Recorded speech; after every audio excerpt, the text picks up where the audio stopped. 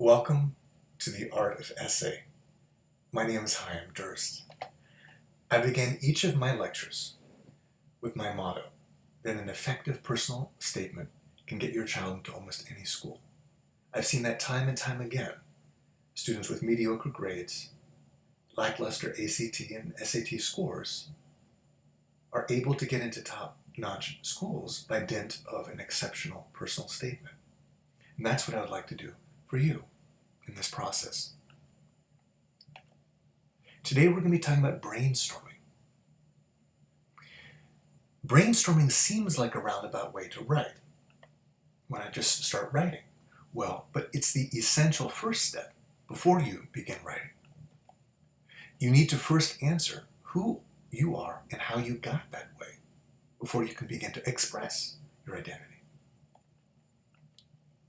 Too many students start writing before they begin to analyze themselves and look at themselves carefully.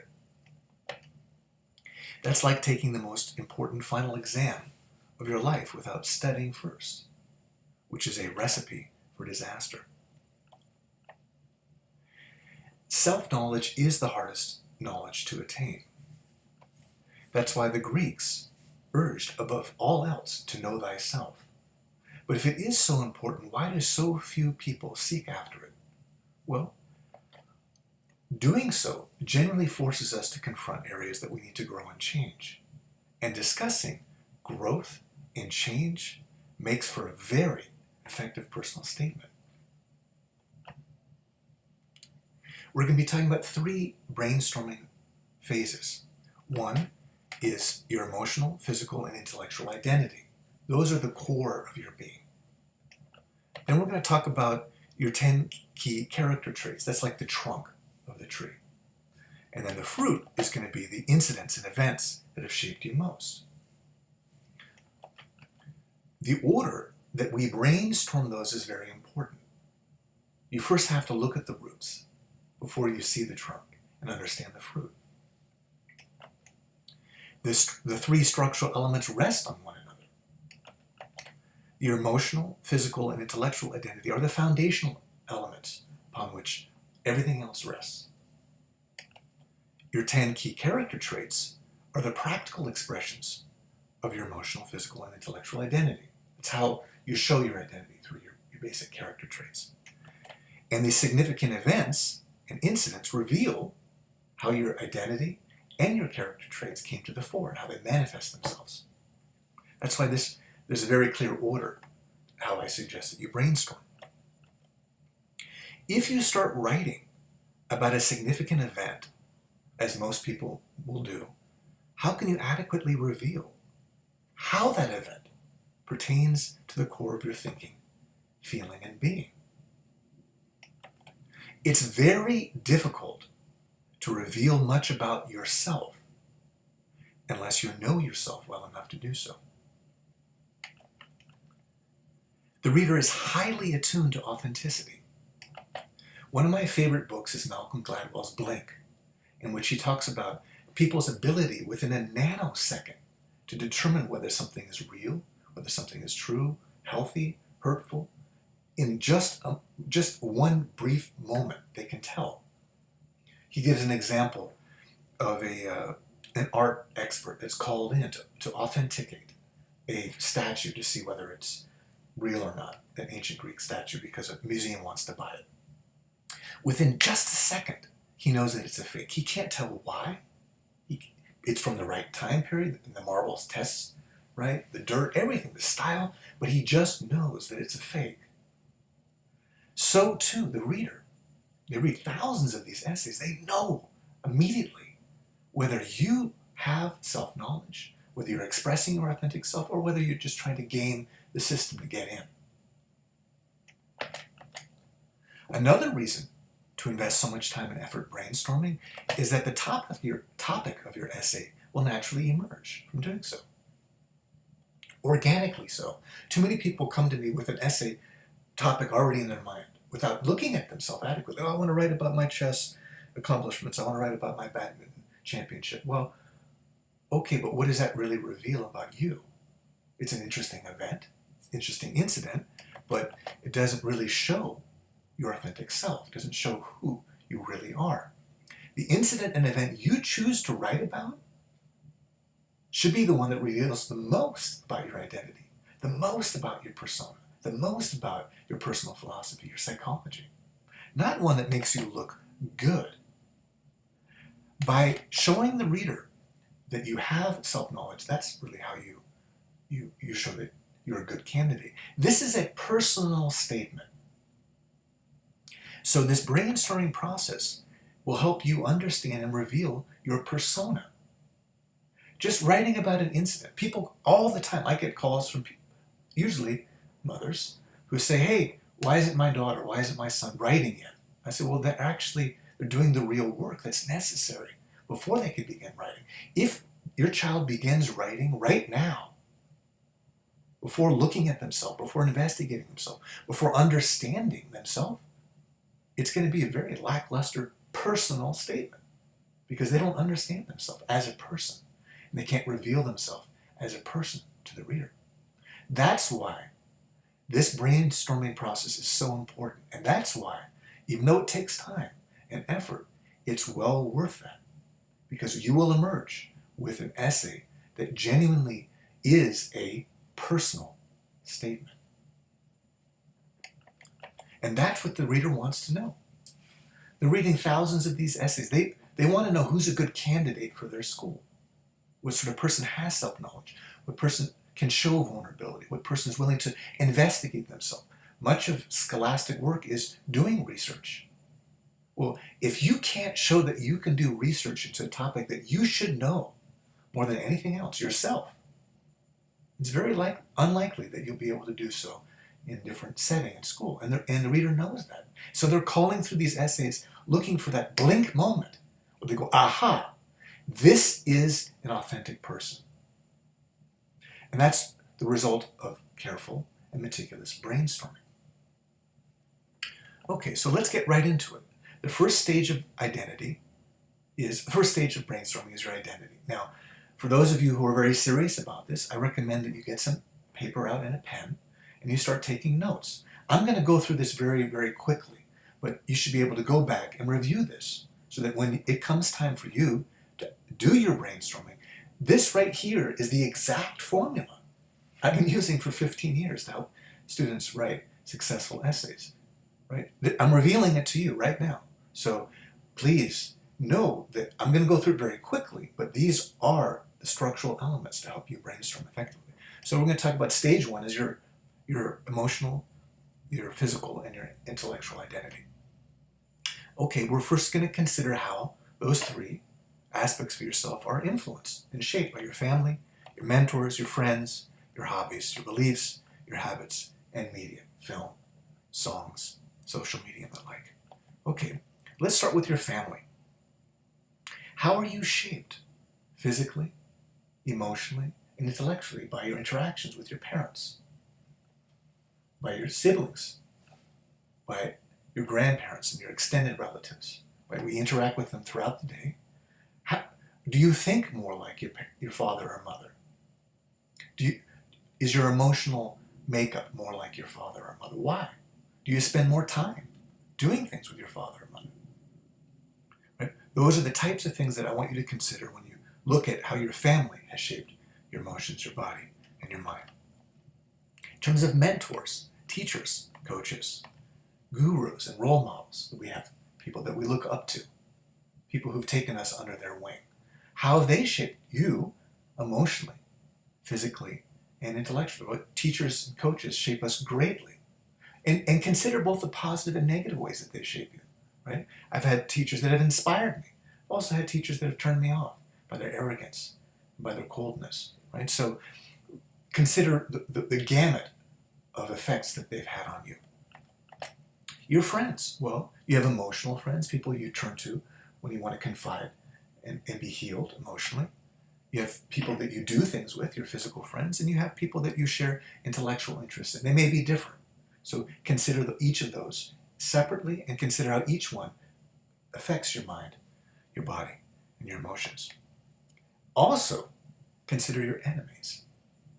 We're often shaped more by our enemies than by our friends. We often take a position in opposition to others, and that shapes our reality. We're also shaped physically by our enemies greatly. If they haze us or they hurt us in certain ways. Our hobbies, well, we have emotional hobbies, things that we do to make us feel good, physical hobbies, and intellectual hobbies. So consider all of those three and how they've shaped you, your identity. Your beliefs as well, certain religious beliefs, your spirituality, your political beliefs, and your personal beliefs. Do you have certain expectations about yourself? Do you expect good things or bad things to happen? Well, answer that. Brainstorm about that. Your habits as well. We have certain things that we do when we're emotionally low or high, certain physical habits that shape us, and certainly intellectual habits. The reader wants to know if you have the intellectual, physical, and emotional makeup to do well in their institution. And this is your opportunity to do so, to brainstorm about that. This is a great topic, media, how that shapes us. Films, literature, music, video games, and social media. This is a very, very rich vein. Many great topics have come from brainstorming this particular area. So put me on pause when you are ready to brainstorm about this topic and really put in the hard work to investigate how each of those things have shaped you. Okay, so that's stage one, the core of your identity. Now we're going to be talking about 10 key character traits. So think of the tree. We've talked about the roots. This is the main branches. So we're talking about intensity, creativity, uniqueness, how your secrets, your strengths and weaknesses, leadership, values, curiosity, consistency, and your dreams, how they all manifest themselves, how they show your key identity. Let's talk about your intensity. What idea, what political or historical movement, what era, what person do you feel most intensely about? Why? When was the last time you cried in anger or joy? I wish that were one of the questions on the common application, because that usually elicits such a rich response from students. If you can really reveal your intensity in a creative manner, you're probably going to have a good shot at getting into the school that you desire. Your creativity, well, how do you express your creative energy? What happens when you don't express it? Just as importantly, what are you proudest of creating in your life? Again, I'm zipping through these, but when it comes time for you to do your brainstorming, spend the time to adequately answer these. What makes you unique? Your thoughts, the way you act, your beliefs, the way you dress, right? We usually act in a way to demonstrate our uniqueness. Often we act in a way to get a rise out of people, to see their response to our choice of uniqueness. That's very important and very important. Sound like a New Yorker here. Secrets. What part of yourself do you hide away from yourself and others? And what do you think you'll get by doing so? Again, very, very rich topic. Your strengths and weaknesses. I want to stop here and stress that appearing weak when you're strong is actually a great strength. Those students that go out of their way to tout their strengths generally turn the reader off. They're going to be looking at, let's say, tens of thousands of essays. Most of those talk about a strength.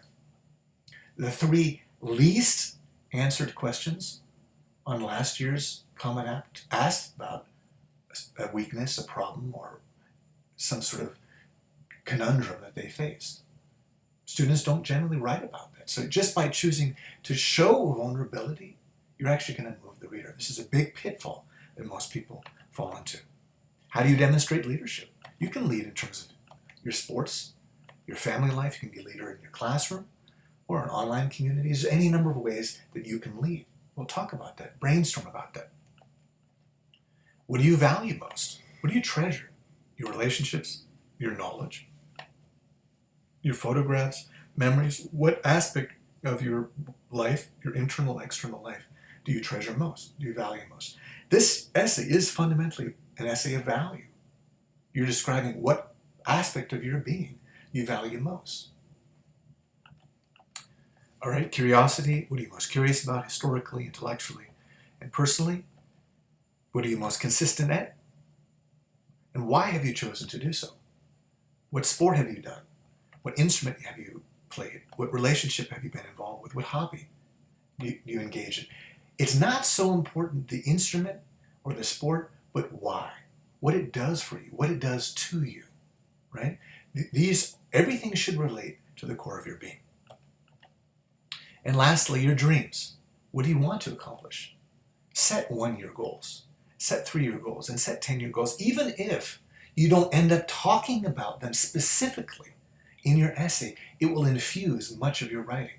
The reader is going to know, my gosh, this is a very purposeful person. This is a person that has structure, has some direction with his or her life. All right, now the third aspect of brainstorming are the incidents and events. So we've talked about your identity, we've talked about your key character traits, and now we're talking about the incidents and events. Now this is a multi-week process that you need to go through. I'm zipping through these very quickly, but I want you to understand this is the process that I take students through over several weeks that reveals, that ends up with an amazing personal essay. So please understand that if for you to get from this what I desire for you, you're going to have to invest the time and energy. So what incidents? Surprise, trauma, conflict, awkwardness, forgiveness, crisis, love, joy, and courage. Now keep in mind, most people start right here. There I was on the side of the highway. My buddy kicked me out of the car, and what was I supposed to do, right? They start with the incident.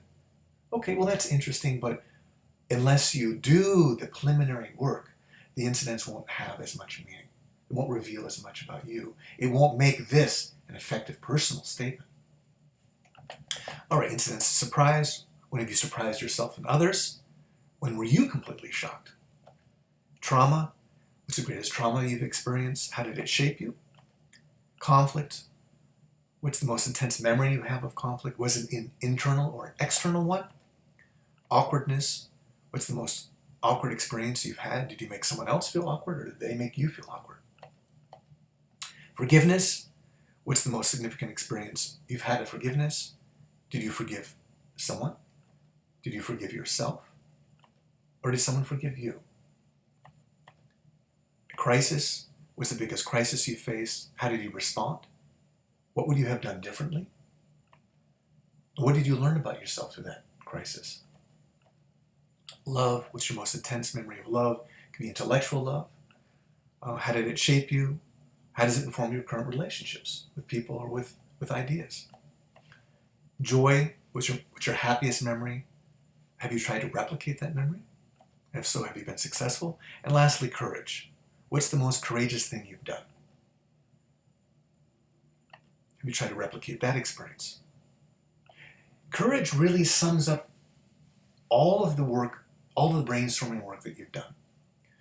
I'm going to ask you to look at courage to seek after and face what is truthful, courage to let go of things, courage to believe and trust, courage to grow, courage to forgive yourself and others, and courage to love. Just by focusing in on your courageous nature in these various areas, you will reveal much about your internal being, your beliefs, your hopes, your fears. So those are the brainstorming phases. Let me just recap. We talked about your emotional, physical, intellectual identity as the roots of the tree, your 10 key character traits as the trunk of the tree, and the incidents and events that shaped you most. That's really the fruit of the tree. But you can't feed the reader fruit that's come from a non-existent tree. The reader will know that it's been grown carefully and it's been nurtured by all of these preliminary brainstorming steps. The order that you do these three is important. They rest on one another. As I just said, let's think of it as a house. The foundation of the house is your identity. The walls of the house are your character traits, and the roof of the house are the incidents and events. But the roof rests on the walls, and the walls rest on the foundation. Too many people start writing about a significant event without investigating the core aspects of their thinking, feeling, and being. Once again, I'd like to reiterate, it's very difficult to reveal much about yourself unless you know yourself well enough to do so. Invest in the brainstorming process. Make the effort and take the time to know yourself. If you do, you should emerge with material to write a powerful essay that reveals your authentic self and moves the reader and gets you in.